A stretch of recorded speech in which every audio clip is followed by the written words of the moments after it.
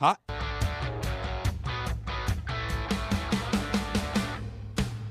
It's 5:04 and welcome into a Wednesday edition of the Carolina Journal News Hour. News Talk 1110 99.3 WBT. I'm Nick Craig. Good morning to you. We've got some news out of Washington, D.C. this morning as North Carolina Republican Congresswoman in Virginia Foxx, who represents the 5th Congressional District, has been picked by Speaker Mike Johnson to chair the incredibly powerful U.S. House Committee on Rules. She was ratified by the conference Tuesday morning to succeed retiring Representative Michael Burgess from Texas. In an interview with TheHill.com, Speaker Johnson said, quote, "For 2 decades, Dr. Foxx has been a stalwart in the House and a leader in multiple policy areas. Her drive and personality have established her as among the most universally respected members of our Republican conference. Congresswoman Foxx is an example of how members should serve, and our conference will benefit greatly with her at the helm of the influential Rules Committee." The Rules Chair is a very critical post in the U.S. House of Representatives, which essentially sets the tone for the narrow Republican majority in the U.S. House, as well as maintaining unity among the caucus, which we know is going to be a big issue in the 119th Congress. Foxx was selected for the role, and other contenders included Representatives Pete Sessions from Texas. Foxx previously chaired the House Education and Workforce Committee from 2017 to 2019, as well as again in 2023. She has been in Congress for quite some time now. She ran first back in 2005. Before that, she served 10 years in the North Carolina Senate. So she's very much got a long track record of governance and leadership, and now she will be chairing the incredibly powerful U.S. House Committee on Rules up in Washington, D.C. Members from North Carolina all over the place continuing to have major impacts as we head into the Trump administration. We'll continue to track the details right here on the Carolina Journal News Hour. It's now 5:07, News Talk 1110 99.3 WBT. Apartment construction. It is a controversial issue in many areas of the state of North Carolina. However, it doesn't seem like it's a problem that is likely to resolve itself soon. To get in some more details on that this morning and talk about truly how many apartment complexes have popped up across the state, Brianna Kramer from CarolinaJournal.com joins us this morning on the News Hour. Brianna, it doesn't seem to matter whether you're in a big city, even like outside of Raleigh and Charlotte. You've got apartment complexes that are popping up literally from the Tennessee border to the Atlantic Ocean, even in more rural areas of the state. North Carolina ranks very high in a new national list. What are those details you're tracking this morning? Yeah, that's right. If there's one thing that's for sure, it's that North Carolina is growing. There's a lot more people moving into our state, which means there's a lot more apartments and housing being built up around the cities and even in the suburbs and rural areas as well. In 2024, there were a total of 32,355 new apartment units added across North Carolina, and that ranks 4th in the nation. So we are one of the highest growing apartment construction states in the country. So first is Texas. They lead the nation with 88,000 new apartments built or units in 2024. Followed by Florida with 66,000. And this is data from the rental website Rent Cafe. And then next in line was California with 34,917 new units. And just barely behind California is North Carolina. And so our state added 6.2% of the total national apartment completions for the year. And, you know, it's pretty astounding to think that we are basically neck and neck with California, which is a massive state, massive economy, and North Carolina is just trailing them in terms of the new housing going up. And while those apartments, as you noted, are popping up across the state, they do tend to be more centralized to the more urban areas of the state. We look at first-tier cities like Charlotte and Raleigh, then we head into the smaller cities like Asheville and Wilmington, and while there's growth there, is this because the land is so expensive in those urban areas that it's really not practical to build as many single-family homes, and that's why you're seeing these multi-unit high-rise apartments pop up where the land is just so dense and so expensive?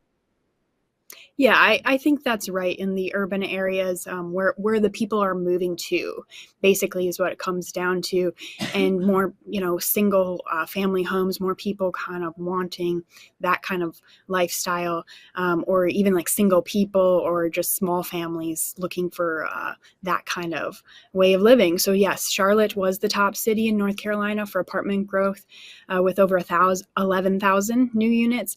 And that compares to in California, their highest growth city was LA with just Wow. 4,750 new apartments. So Charlotte is way ahead of the top California city. So that's very interesting. But the average rent in North Carolina is way less than California. Average rent is about $1,500 compared to $2,500 out west. So yes, Charlotte was number one. And then, of course, Raleigh, and then Durham and Wilmington follow behind Raleigh. You talk about that pricing. There's been a lot of discussion, again, in these urban metro areas and even in areas like Wilmington and Asheville about the price of these apartments.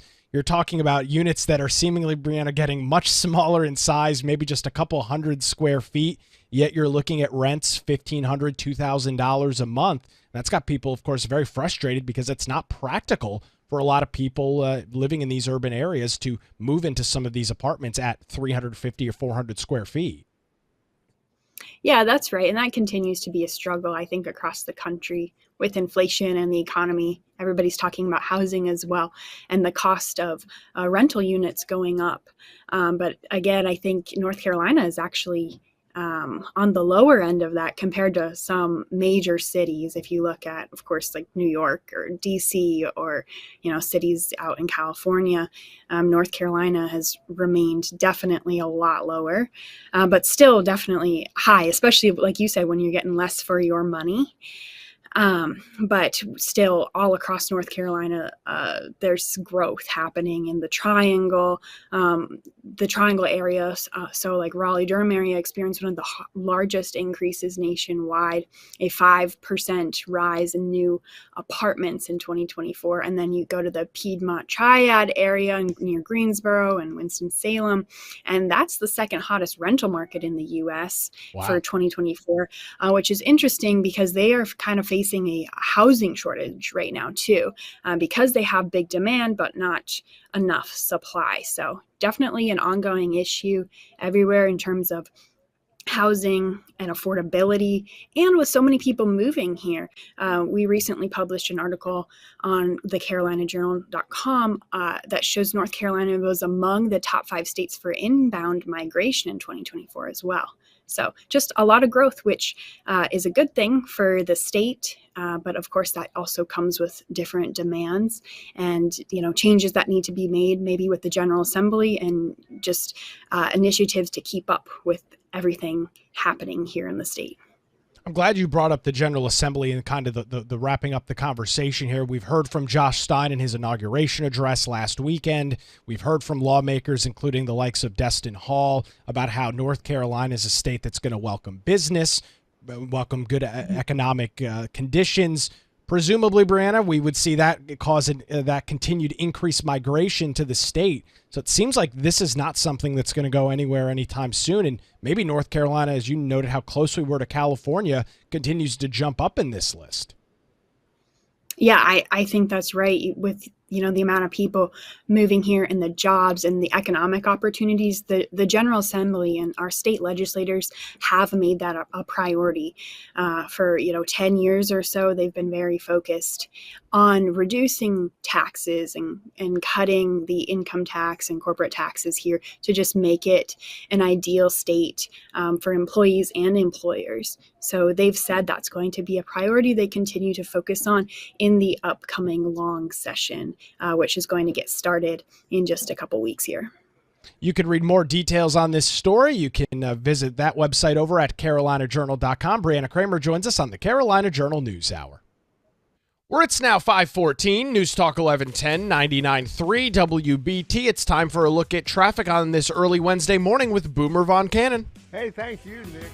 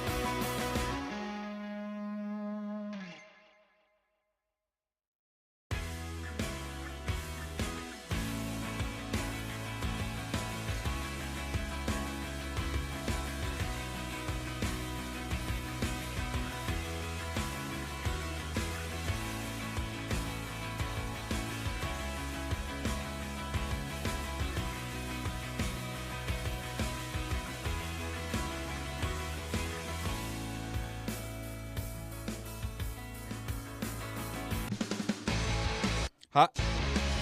It's 521. Welcome back to the Carolina Journal News Hour. News Talk 1110 99.3 WBT. Coming up on Friday, Western Carolina University is holding a hearing concerning the Title IX proceedings that have been filed against a student there in Peyton McNabb. She, a student at WCU. McNabb was accused of harassment in violation of Title IX under university policy after she filmed her confrontation with what she believed to be a biological male in the women's bathroom at WCU back in May. Important to note that this is not a lawsuit filed in court, but instead an internal WCU proceeding. McNabb had been accused of violating University Policy 129, which prohibits discrimination and harassment based on sexual orientation. If you'll remember back, Peyton McNabb back in 2022, when she was just 17 years old, was severely injured in a volleyball incident in which she was struck in the face by a volleyball that was struck by a transgender athlete on the opposing team. She spoke over the last couple of years in favor of legislation in the General Assembly, including H.R. 28, which was the Protection of Women and Girls in Sports Act, and she has something she has been speaking about it as it has affected her in her everyday life. Again, not a legal proceeding, but it's something that we're going to be tracking over at CarolinaJournal.com.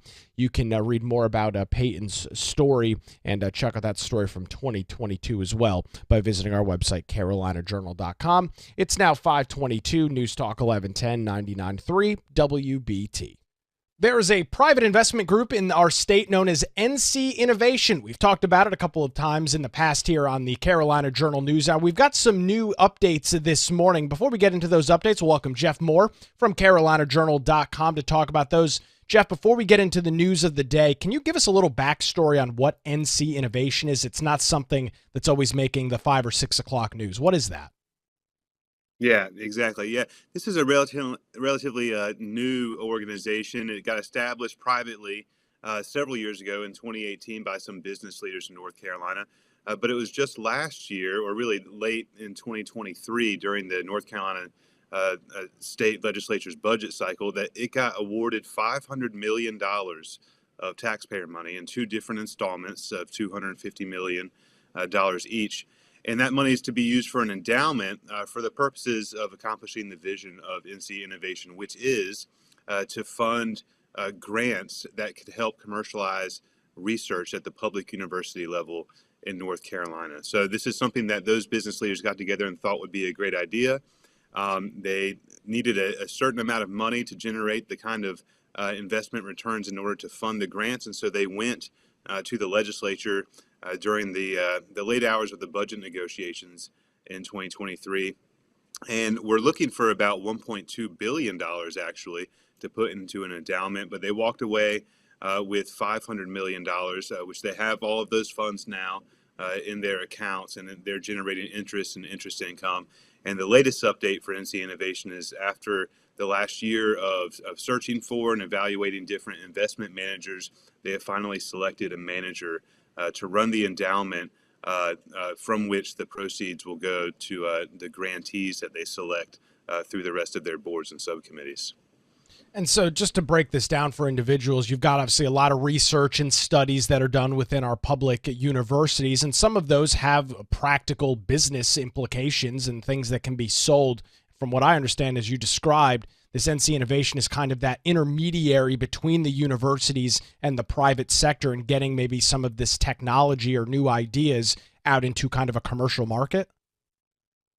Yeah, so the idea being that we do a lot of public university research, and some of it does get commercialized. But the leaders that really came together around the NC Innovation idea saw that a lot of them fall into a gap, I think they call it a valley of death, where they don't attract the attention of venture capitalists and other funders that would help get that research to a commercially viable point where they have a proof of concept and they're actually have got some prototypes and everything like that. So it could be anything from biotech to cleaning water of heavy metals and things like that, making lithium ion batteries more efficient or safer. And so they saw all these things, and they think if we have the public university research going on in North Carolina, we'd like to help them cross that valley of death and then develop commercially within the state. So that's the kind of the grand vision of the leaders, is to use this money to get the grantees, the researchers at the public universities, closer to that finish line where they commercialize the products, and they would have some agreements to stay and have production or what have you, to keep it in North Carolina so that there's jobs and economic development. So it's kind of a big economic development push developed by these business leaders in North Carolina and financed, as it were, by taxpayers after their lobbying effort in 2023. And I guess we're kind of paying for this stuff on the front side. We're funding a lot of this research through the university system. So you can understand and maybe see the path as to how something like NC Innovation pops up. But you just kind of hit the nail right on the head there, Jeff.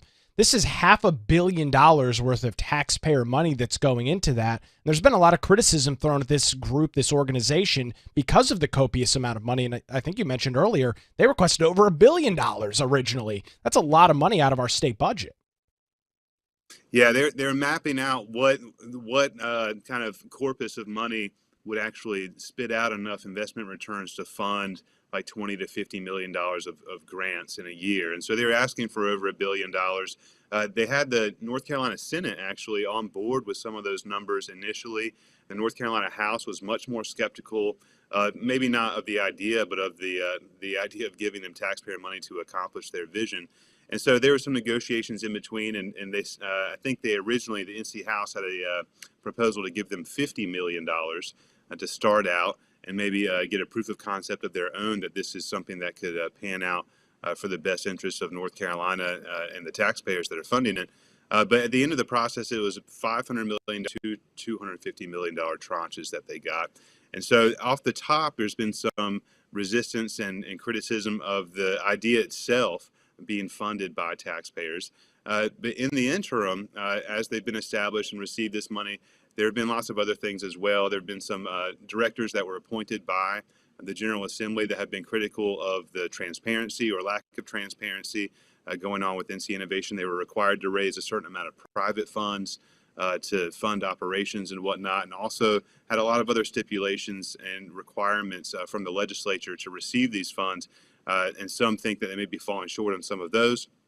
And then also some conflicts of interest issues as far as especially with this latest selection of a manager. You've got a private raise of capital, about $25 million, and a lot of the donors that donated that capital or pledged to donate that capital were financial institutions. And some of those are the same financial institutions that were in the finalist lists of the investment manager. And then in the end, ultimately, Wells Fargo was selected to be the investment manager for this $500 million endowment.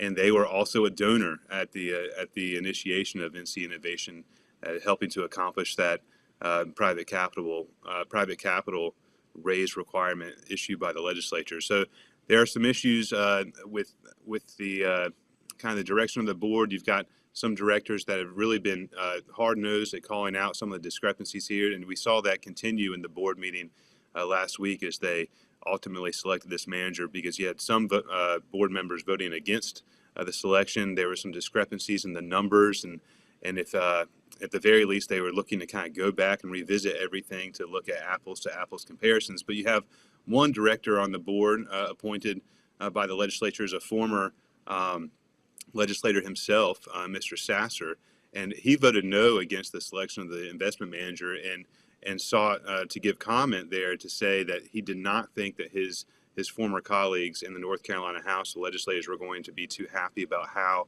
things went today, speaking about the meeting there, because there were so many discrepancies about the numbers and exactly what information the directors had to make this important decision. It's definitely something we will keep an eye on. Jeff, you've got a lot more quotes from individuals on that board. Where do folks go and read that article this morning? Yeah, CarolinaJournal.com. You can find the latest on NC Innovation and the history of NC Innovation going back over the last year or so, all at CarolinaJournal.com. Jeff Moore joins us this morning on the Carolina Journal News Hour. Where it's now 5:30, News Talk 1110, 99.3 WBT. We'll get another look at traffic this morning with Boomer Von Cannon. Hey, thanks, Nick.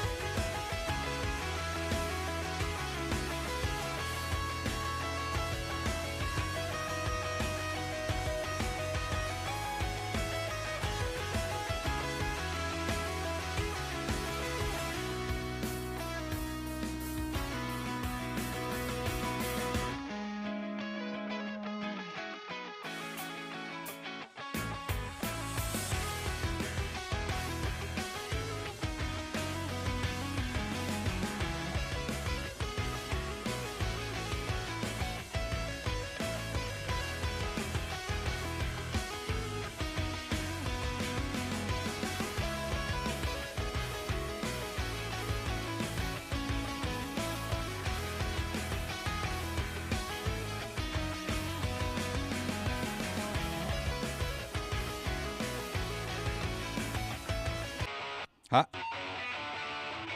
It's 5:37. Welcome back to the Carolina Journal News Hour. News Talk 1110, 99.3 WBT. Good Wednesday morning to you.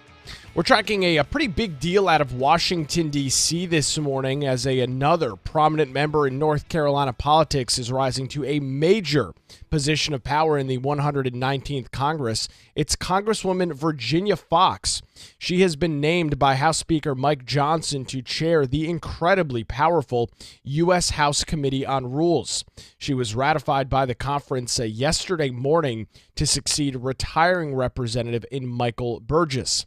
In an interview with TheHill.com yesterday morning, Speaker Johnson said, quote, "For 2 decades, Dr. Foxx has been a stalwart in the House and a leader in multiple policy areas.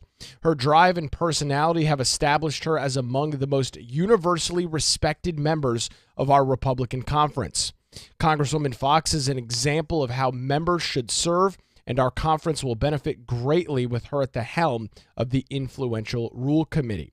And it is a very critical post. It essentially sets the tone for the Republican majority in Congress. It works on maintaining unity amongst those members. We know that's likely to be an issue for this Congress as well. Foxx previously chaired the House Education and Workforce Committee from 2017 to 2019 and again in 2023, building a reputation as an outspoken, hardworking leader. Prior to that, she served as the secretary of the House Republican Conference, and she recently led hearings into an anti-Israel campus protest last year that had been has as well been a firm supporter of President-elect Donald Trump. Before she ran for Congress in 2005, Foxx served 10 years in the North Carolina Senate, representing the western areas of the state, I should say, including Watauga County. Donald Bryson, the CEO of the John Locke Foundation, commented on this news by saying, quote, "Congresswoman Virginia Foxx's selection as the chair of the House Rule Committee highlights her steadfast dedication to the conservative principles and her ability to shape the legislative agenda. As one of the most influential positions in Congress, her leadership will be invaluable in ensuring the needs of her constituents, including those recovering from Hurricane Helene, are a priority in Washington." Foxx, in this position now is just another individual with North Carolina connections and ties with big-time positions in Washington, D.C. Of course, you've got Michael Whatley, who is the head of the Republican National Committee, setting the tone for the GOP at the nationwide level. You've got other individuals in the Senate, Senator Budd and Senator Tillis, that are in major leadership roles. Yesterday, we saw Senator Ted Budd during the confirmation hearing for Pete Hegseth to lead up in Washington, D.C. So it continues to prove the importance of North Carolina and the quality of our candidates and the quality of our elected officials. Some big news out of Washington, D.C. this morning. Congratulations to Congresswoman Virginia Foxx. Keeping our eye on the federal government this morning, the Federal Emergency Management Agency, FEMA, announced earlier this week that it has granted an extension of the Transitional Shelter Assistance Program, which will provide hotel stays for some folks impacted from Hurricane Helene until January the 25th. That's going to be for over 3,000 eligible Western North Carolina families. The announcement came just hours before the previous extension was set to expire. The Transition Shelter Assistance Program, according to FEMA's website, provides hotel stays to those who've lost homes or don't have other housing websites. More than 10,000 people in the western half of the state initially received assistance through the program, and as of last week, more than 5,000 remained in temporary accommodations. But 3,500 of those were due to check out Friday because either their home was now inhabitable or FEMA had been unable to reach them with their updated status. We did hear some serious criticism of FEMA as this was set to expire on Friday of last week. Of course, winter weather affecting the state of North Carolina. And both of our senators, in both Tillis and Budd, posted on X late last week that they were glad that the extension was granted.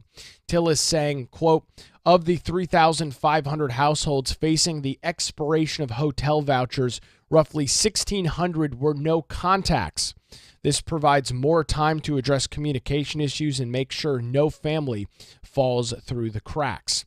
As you are well aware at this point, and as we've documented, FEMA has been widely criticized for its handling of the situation in Western North Carolina, including the extension of housing assistance like this one, which comes at the last minute, putting additional stress on those wondering if they will have a place to seek shelter. Worried that FEMA might pull resources from Western North Carolina in the light of those devastating wildfires and occurring out in portions of Southern California, Republican U.S. Representative Chuck Edwards led a letter of Republican lawmakers on Monday of this week urging President Joe Biden and FEMA's administrator and Diane Criswell to keep vital resources that are needed for the western half of the state.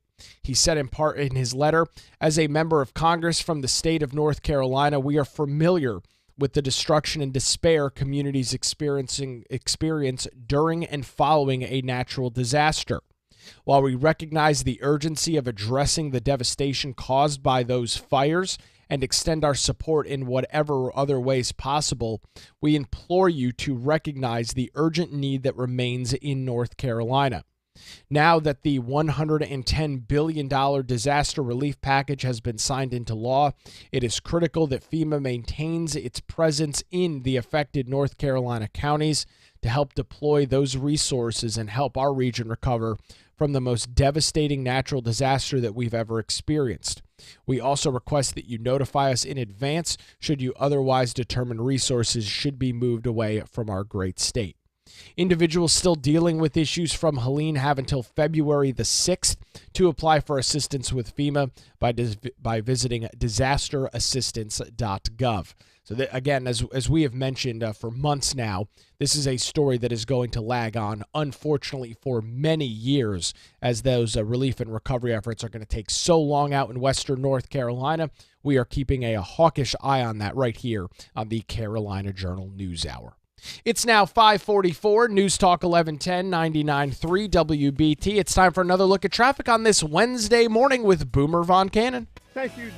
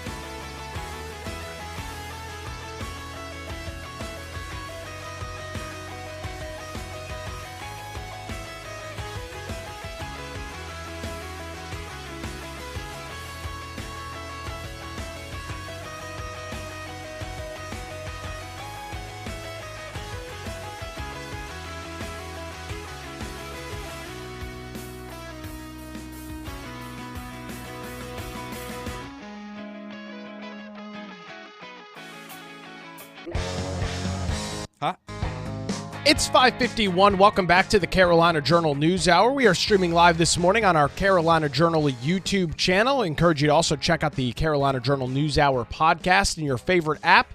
Just search for the Carolina Journal News Hour, tap that subscribe or follow button, and you'll get a new show delivered to your smartphone each and every weekday morning. It's the Carolina Journal News Hour podcast. Download and subscribe now.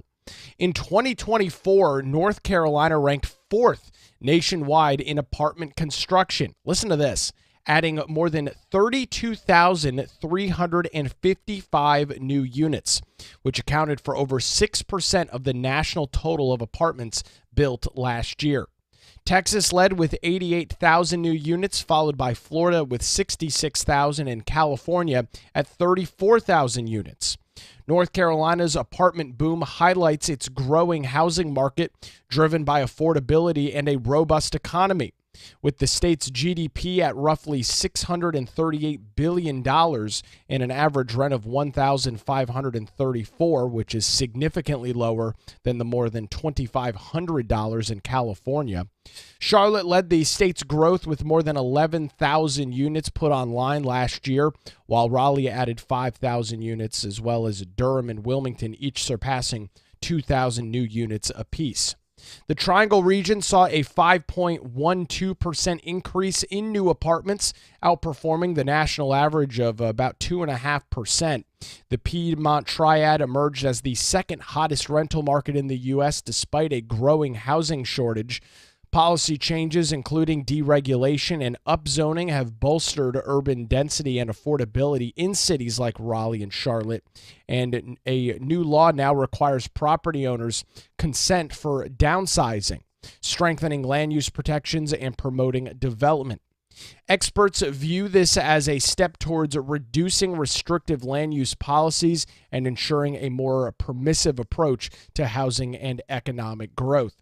Apartment living is something that continues to be very popular, and you are seeing that in many of your major cities, of course, in the Charlotte area, leading the charge there with more than 11,000 new apartments put online last year. It will be a story we're keeping an eye on over at carolinajournal.com. The Board of NC Innovation, which is a nonprofit entrusted with managing nearly $500 million worth of taxpayer dollars in their endowment to support university research and commercialization, voted 6-3 last week to select Wells Fargo as its investment manager. The decision followed a year-long evaluation of 17 financial institutions and in the investment committee's recommendations. However, with that 6-3 vote, it was contentious, with concerns raised about transparency, conflicting data, and potential conflicts of interest. Former North Carolina House Representative Wayne Sasser, as well as others, cited confusion over discrepancies in fees represented from various finalists. Despite acknowledging some of those errors, the various board members emphasized that the fees were a minor consideration compared to the investment capabilities with groups like Wells Fargo and their technology safeguards and policy alignment that they cited was the reason that they chose that as their investment firm. Criticism also arose regarding Wells Fargo's status as the investment board here for the NC Innovation Board, as donor and board member Stan Kelly has a prior affiliation with the firm. However, he did recuse himself from voting. Chair Kelly King affirmed confidence in the selection process, dismissing the need for further review. This decision concludes the search for an investment manager, but may draw scrutiny from lawmakers as they head back in for the legislative session in 2025. As we've talked about, that starts a week from today, given some ongoing concerns about the Board of NC Innovation as a whole, transparency, and some oversight challenges. So that is likely something that we will be seeing as a topic, that comes up as those individuals make their way back to Raleigh coming up here in just 2 weeks. Again, NC Innovation, as we talked a little bit earlier this morning with Jeff Moore, is a group that is responsible for taking studies and research that comes out of our public university system across the state and finding commercial applications. And a lot of the scrutiny, a lot of the criticism revolves around the fact that this is $500 million worth of taxpayer dollars that are being used to essentially take these already taxpayer-funded projects from the public university system and convert them into some sort of commercial application.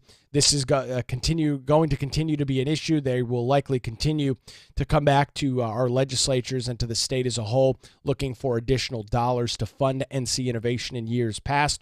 We will have to see what that appetite looks like from our North Carolina General Assembly.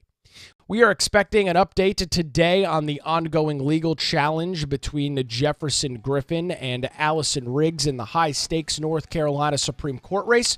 We'll get an update from Mitch Kokai from the John Locke Foundation coming up tomorrow morning.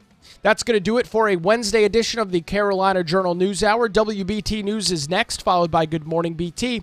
We're back tomorrow morning, 5 to 6, right here on News Talk 1110 and 99.3 WBT.